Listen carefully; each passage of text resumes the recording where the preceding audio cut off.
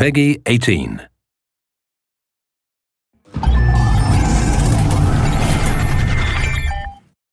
Hello everyone, I'm Colin Graham. I'm the animation director on Watch Dogs, and today I'm excited to present to you a vertical slice of the Watch Dogs free roaming experience.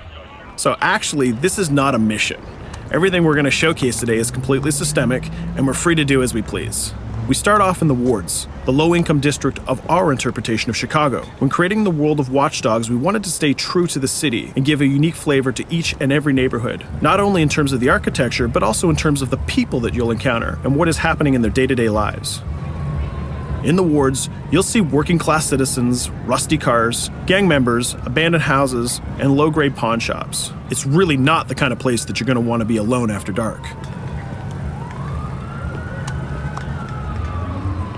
Nowadays, modern cities are increasingly managed by software, controlling traffic lights, electricity grids, and surveillance systems. In our version of Chicago, this management software is called CTOS, or the Central Operating System. The CTOS controls everything in the city, and it was created by the Bloom Corporation. Since the CTOS has been installed in Chicago, people get to work faster, the crime rate has dropped, and the communication networks are now more accessible and stable than they ever were before.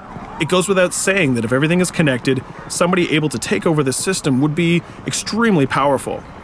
At this point in the game, we don't have control over this district's CTOS system. The icons that you see over people's head mean that we cannot hack into their mobile devices at the moment. We need to find the CTOS control center, install a backdoor virus into the system to take control over all of the infrastructure in this district. There it is, the CTOS control center.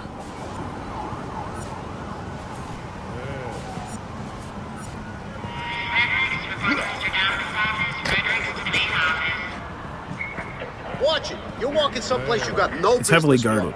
Let's see if we can find the server access codes from a distance. With cameras, we can explore restricted areas without being spotted, tag different guards, and access details on their lives. What the hell is she doing with that weasel motherfucker? It seems that Bloom employees all have a sort of shady past. There it is, the access code to the server room. Unfortunately, we can't access the server via the cameras. We need to sneak inside. One thing that was really important to us when we designed Watch Dogs was to fully support different player styles. Every situation in the game can be tackled the way the player sees fit. In this situation, we can go all out guns blazing, completely stealth without the guards ever seeing us, or we can hack from a distance without ever setting foot inside the restricted area. Let's hack this forklift. Aiden can use the environment to distract and lure guards. Pretty much anything you hack has multiple functions. So, for example, you could use this forklift to access the roof, or you could use it to create cover. Hacking in Watch Dogs is all about player expression. Let's set an improvised explosive device so we can hack it a little bit later.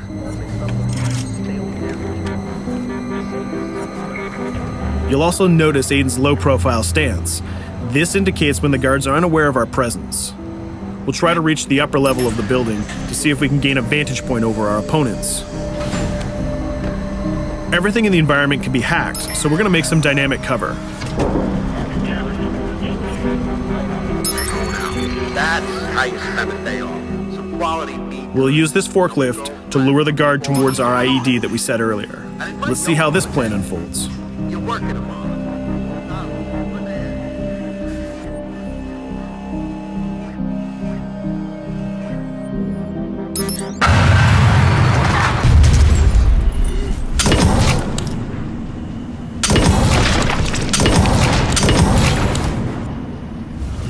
What you just saw is called focus. It represents Aiden's analysis capabilities and his quick reflexes. This gives the player more time to combine core game mechanics together, such as shooting, hacking, and driving, in order to handle more complicated situations.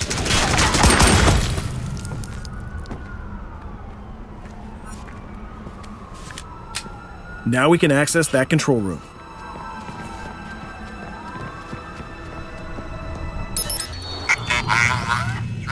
Drop 2, 5.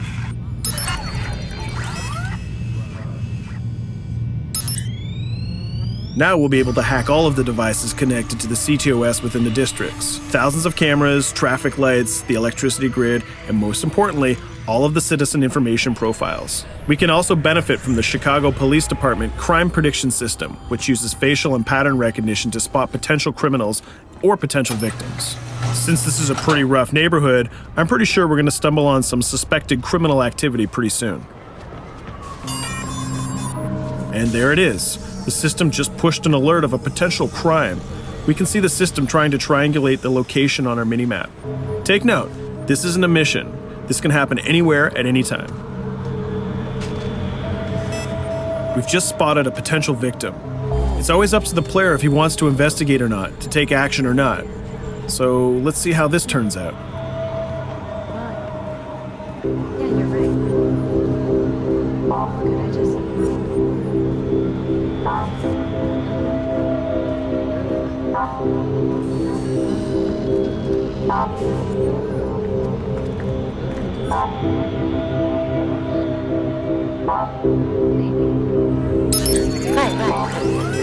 You think you're leaving me? Huh?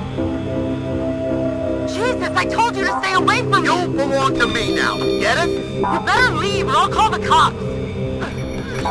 I'll fucking kill you, goddammit. Get off! Yo! That was close. Good thing that we intervened. We managed to prevent the crime, but we triggered a chase. From here, the criminal's behavior is unpredictable. He can try to get away, shoot back at us, surrender, or call for backup.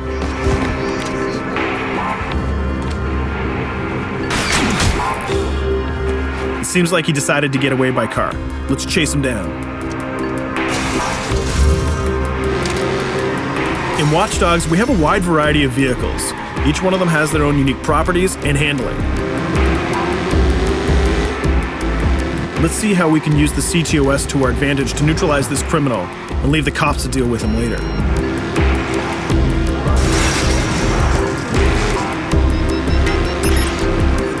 The chase stops right here. Using the blockers usually reserved for the cops during interventions, we managed to stop this criminal without killing him. This gives us a reputation bonus. This system is at the core of the Watch Dogs experience. Depending on how we handle different situations in the game, the media and the citizens will have a different perception of our hero, whether he is a true vigilante or a reckless criminal. This will have repercussions throughout the game. Now, let's head for the Loop, the historical district of Chicago, where you're going to find the most iconic buildings in the city.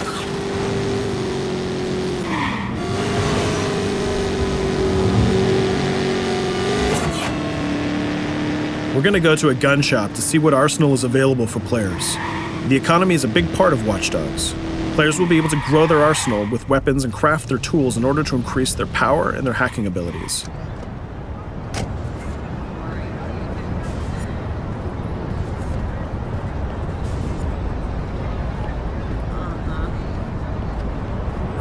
No, it's okay.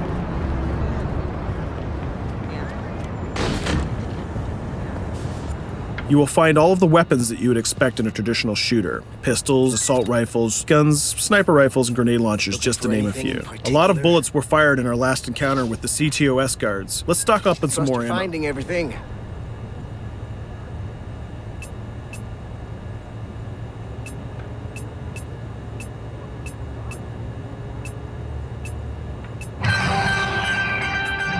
As we mentioned earlier, the media keep track of your actions and the citizens are going to react according to the perception that they have of you. Here, the media is reporting a crime in which you are the #1 suspect. The gun shop owner recognized you and decided to trigger a silent alarm to notify the police. Copy that. Possible wanted suspect presumed armed and dangerous. Police are now trying to locate the source of the threat using the surveillance system in the city, represented by the yellow circles on the minimap. Come in, PH Street.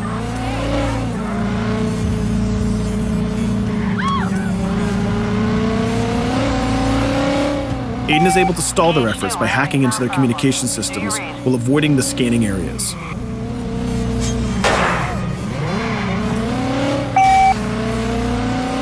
PH units, do you copy? Repeat, squad to all PH units. Once they've lost our trail, we can go back to our activities.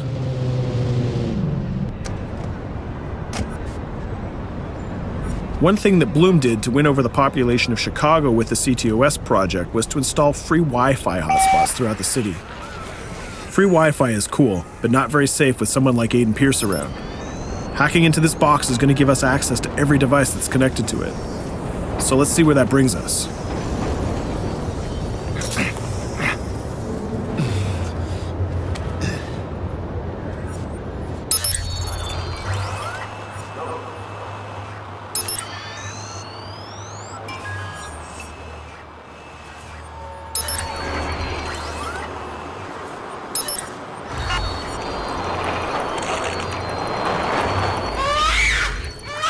We just hacked into the webcam of a laptop. It seems that we're in the apartment of a mother and we can hear her baby crying in the background. Her bank information is in her mobile phone sitting right there on the table in front of us. It's totally up to the player whether we decide to steal it or not. Of course, this won't affect our reputation because nobody can witness this action. Just like in real life, nothing is totally black or white, but rather many shades of gray. This is exactly the situation where we want the player to question his own morality. Let's go withdraw that money. If you think that you're alone, think again. Aiden is not the only hacker in town. Someone's trying to install a backdoor virus on Aiden's phone in order to steal a portion of the information that he's gathered through the game so far. First, we're gonna have to reach the area where the signal is coming from.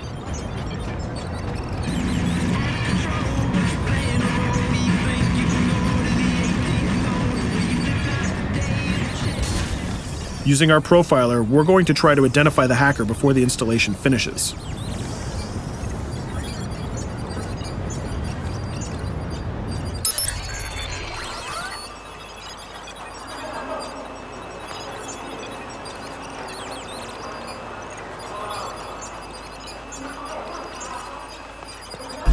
There he is. In Watch Dogs, things aren't always what they seem to be. This is actually another player that seamlessly came into our single-player experience. Let's not let him get away with this. We're going to teach this guy a lesson.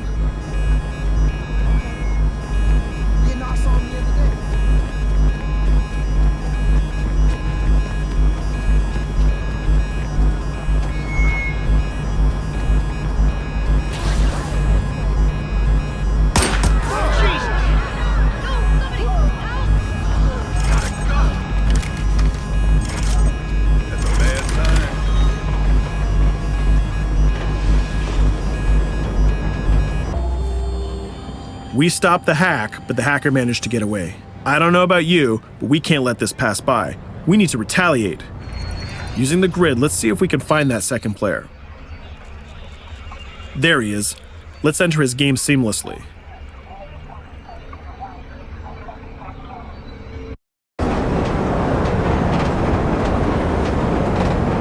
The second player is not yet aware of our presence. If we act carefully, he might think that we're one of the many NPCs in the city.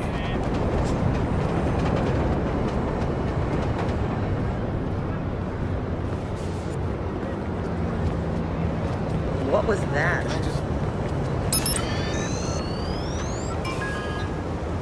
So let's find a place to hide and start hacking. What's going on?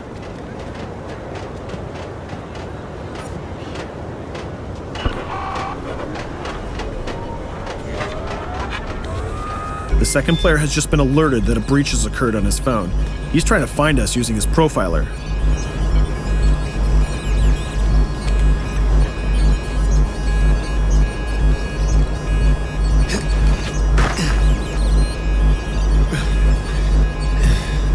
He's dangerously close. Let's hide in the car.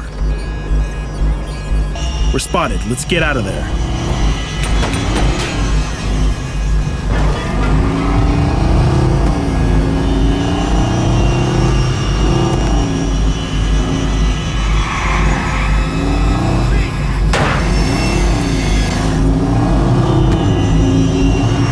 Let's set up an ambush right here.